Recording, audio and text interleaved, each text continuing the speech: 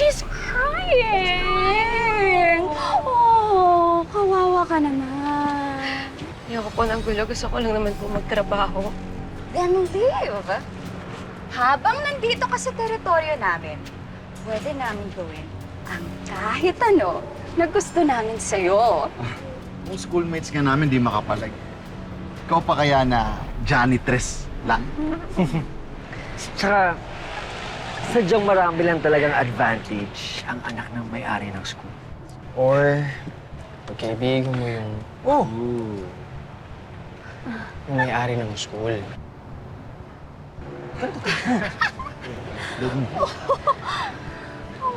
Hey.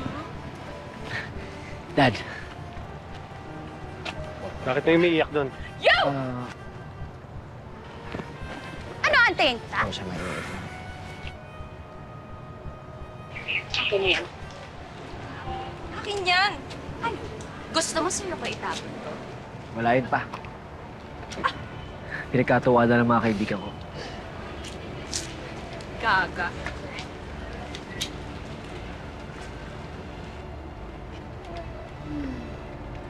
Dad, saan ba?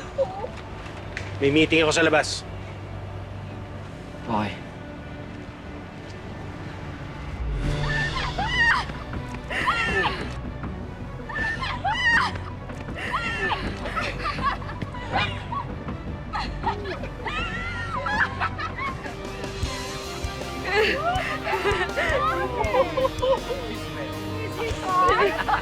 What part?